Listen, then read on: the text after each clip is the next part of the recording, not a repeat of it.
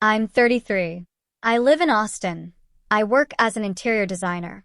I have a small studio, clients I love, and a house that my husband, Mark, and I bought 2 years ago.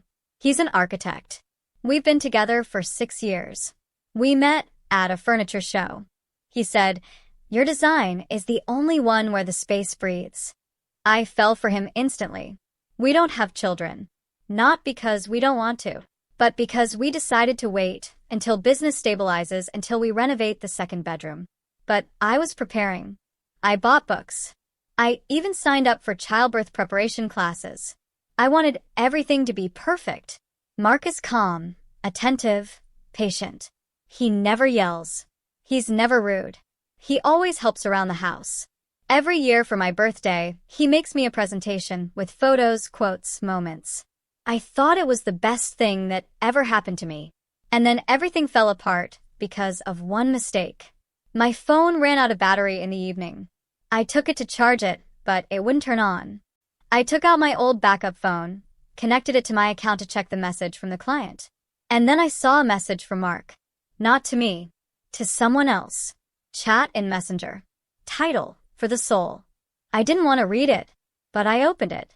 Mark, I don't know how much longer I can take it. Sister, does she suspect? Mark, no. She thinks I'm happy, but I don't love her. Never have. Sister, but she's rich, right? Mark, yes. Her parents gave her money for a business. The house is in her name, and she doesn't even know that I've been living off her salary for 2 years. Sister, and are you planning to stay? Mark, yes. 5 more years. Until I save enough for my project. Then I'll tell you that I've changed. That I don't want this life. She'll let me go. No scandal, sister. And if she finds out? Mark, she won't find out. She's too trusting. And too sure that I'm happy. I was sitting on the floor. The phone fell out of my hands. It wasn't betrayal. It was a different reality. Everything I thought was love was part of the plan. Our walks. His support of my business. Even his desire to have children was made up so that I wouldn't suspect. I didn't cry. I didn't scream. I just looked at the walls of our house, which I designed, I paid for, made cozy, and I understood. He never lived here. He just existed. An hour later, he came home from work. He smiled. "Hello, my love. Do you want some wine?" I nodded. He put down his bag. He went to the kitchen. I opened the chat again and wrote a message on his behalf. Mark, she just found the chat, and she's reading it. I put the phone on the table and waited. 3 minutes later, he came out. Pale. "Did you write that?" "Yes," I said. "But it's true." He sat down. He didn't object. "I didn't want you to find out like that." "And how did you want me to find out?" "In 5 years? When we have a child." He didn't answer. "You never loved me?" "I loved the idea of you," he said. "Not you." I stood up. "Pack your things. You have an hour." "What about the house?" "It's in my name. And my money. You won't get anything. I've lived here for 6 years. You worked," I said. "But your income didn't even cover half of the expenses. And you knew I would pay the rest." He was silent. I stood by the window, looking out at the garden I was planting, and wondered if any of this was real, if a word of it was honest, if I even existed to him, if I was just a bank with a name. He didn't leave. Not right away. "I can't leave in an hour," he said. "I have nowhere to go." "That's your problem," I said. "Not mine. I can stay in the spare room until I find an apartment." "No. You're leaving today. It's not negotiable." He sat down. He didn't shout. He didn't feign surprise. But there was something new in his eyes, not guilt. Calculation. "You want me to leave with nothing?" he asked. "I've invested years of my life in this house." "You invested time in it," I said. "But not money. Not my soul. And certainly not love." He was silent. Then he said, "What if I tell you I love you? That I'm wrong? That I want to fix everything?" I looked at him, and in that moment I realized he wasn't trying to fix himself. He was trying to kill time. "No," I said. "I've already heard your truth. In the chat. From you to your sister. And it was more honest than all your I love yous in 6 years. He went into the bedroom. I followed him to make sure he didn't take anything. Not out of a possessive instinct, but because I was afraid he'd take more than just his stuff. But when he opened the filing cabinet, I noticed something strange. A file I don't remember putting there. I went over. I opened it. It was a copy of my financial statement. From the bank. With information about investments, business accounts, insurance. The date was 2 months ago. But I never printed this file. I opened my cloud access history. And I saw. Mark. View. Copy. Export. March 14th, 3:17. He stole my financial data. More than once. And systematically. What is this? I asked, pointing to the screen. He looked. Not scared. Not embarrassed. Just sighed. I wanted to know how much you would have left if I left. Have you been preparing? Yes, he said. I always prepare. I didn't want to be left with nothing. You gave me the opportunity to live a better life. I just wanted to take some of it with me. Do you think you deserve it? No. But I think I've put in the time. 6 years. That's worth something. You put in the lies, I said. And now you want money for the lies? He didn't answer. I left. I called my lawyer. He said that Mark had no right to the property, since the house was in my name and he was not a co-owner. But he warned me, if he copied your financial data, it could be a breach of privacy. Maybe even data theft. Do you want to press charges against him? Not yet, I said. But I want him to know. I'm not afraid. I turned back. Mark was standing in the hallway with his suitcase. I'm leaving, he said. But I'm not going to disappear. I'm staying in the city. And if you ever change your mind... I never will, I interrupted. Because now I know you didn't love me. You used me. And the worst part is, you thought I would never find out. He left. The door closed. And I sat on the floor in the empty room where his desk used to be and looked at the photo on the wall, him and I by the lake, smiling. And for the first time in 6 years, I wondered, was I there? Was I just a background in his story? And then I opened my laptop. I gave away all his access. I changed the passwords. And I wrote one sentence in my notebook. I will no longer be the one being used. And even though my heart ached, I knew. This is not the end. This is the first real decision I've made in all these years. I thought that when he walked out the door, it would be over. That it was the end. That now I could just erase the past and start over. But the past doesn't let go. A week after he left, I received a message from Laura, our mutual friend. We've known each other since university. She was my witness at the house party when Mark proposed to me. I considered her a friend. Hi, my love. I heard what happened. I'm so sorry. How are you? Do you want to meet up? Maybe we can have a drink of wine. I replied. Yes. Thank you for writing. We met in a small cafe on the outskirts of town. She hugged me, asked how I was doing. I didn't tell her everything, but enough for her to understand. It wasn't just a breakup. It was a betrayal of trust planned for years. He's always been like this, she said. Close. Calculated. But I never thought he could treat you like this. Me too, I said. A few days later she wrote, I ran into Mark by chance. He asks how you are. I said you're strong, but still in shock. I ignored him. I thought, it's normal. People meet. They ask. But then she wrote, he asks if you're still working on that project in Hyde Park. You said it was secret. My heart stopped. The project in Hyde Park is a new client. Private. A big house. I didn't announce it. I didn't put it on social media. Only my assistant and my lawyer knew about it. And Mark. Because I talked about it at home once. Before he started copying my files. I called my assistant. Could someone outside have found out about the project? No, he said. But a week ago, someone opened the email with the description through a shared access. The IP is from a cafe in the center. I checked the access history. There was a name, Laura K., 7:42 p.m., October 11. She opened the file. And maybe send it to someone. I called her. Did you open my project file? Yes, she said. I wanted to see how you were doing. You always do such a good job. But why did you do it? I thought it was normal. We are friends. But you know it's confidential. And you know that Mark is interested in my projects? She fell silent. Did he ask you about it? Yes, she said. But I didn't think it was a problem. He said he was worried about you. That he wanted to know if you were overexerting yourself. He's not worried, I said. He's watching. And you're helping him. I didn't want to, but you did. And now I can't consider you a friend. I hung up the phone. And that's when I realized. He didn't disappear. He just changed tactics. Instead of standing by, he uses people I trust. He's turning my circle into his eyes and ears. 2 days later, I got a letter. Anonymous.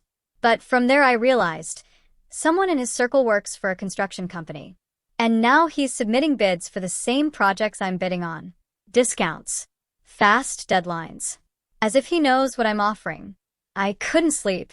Not because I was afraid, but because I understood. He wasn't just taking my life.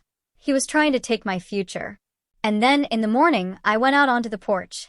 On the steps was an envelope. No postmark. They just put it there. Inside was a single sheet of paper. You were my best project. But now you are my mistake. And I won't let you destroy what I built with your money. This isn't the end yet. There was no signature. But I recognized the handwriting. And in that moment, I made a decision. This is no longer about love. This is no longer about trust. This is war. And I'm not going to lose anymore. I didn't send the letter to the police. Not right away. I took it to a lawyer, the same woman who had advised me after Mark left. Her name was Deborah Lee. Experienced. Cold. Not prone to drama.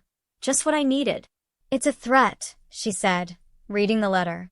Direct. And it refers to your assets. It could be a criminal offense. But it's not a threat of physical harm. It doesn't matter. If he's trying to ruin your business, using confidential information, making competitive offers, it could be economic blackmail, trade secret infringement, even data theft. I showed her the cloud access history, the IP address screenshots, the correspondence with Laura, copies of his client proposals. She looked at it carefully.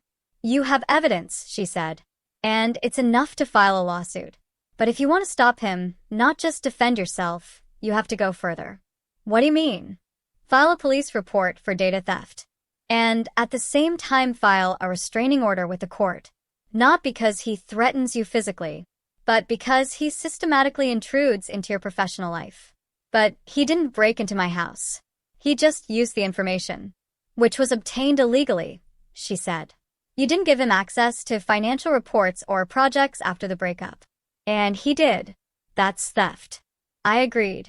3 days later, we filed a complaint. The police opened a case. Not a high-profile one, not like in the movies, but an official one, with a report, with a summons for questioning. And then something happened that I didn't expect. The bank where I had an account inherited from my aunt called. We detected an attempt to access your account, the manager said. Someone tried to recover their password via a lost access request. The IP is from a public Wi-Fi in the city center. Who made the request? Your name is listed. But the request was made under a different name, Mark R. Taylor, citing that you lost your memory due to stress and that he is your guardian. That's a lie. I never asked for that. We blocked the request. But it was official. And it had some of your personal information, date of birth, address, name of the bank where you used to work. That's him, I said. My ex-husband. He has access to my information. We will notify law enforcement. And we recommend that you strengthen the security of all accounts. I hung up. My hands were shaking. He wasn't just watching. He was trying to become me. Or control me. He wanted access to my inheritance. Not because he needed it, but because he couldn't accept that I was out of his control. I turned to Deborah. This isn't just about business, I said. He's trying to steal my life. Then we're changing strategy, she said. We're not just going to file a restraining order against him, but also for unlawful use of personal information, attempted fraud, and obstruction of trade. What if he says it was a mistake?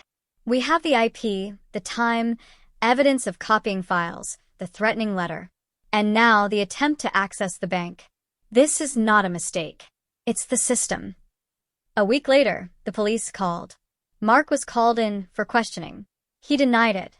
He said he didn't do anything, that someone could use his name. But how do you explain that the IP matches where you were that day? The officer asked.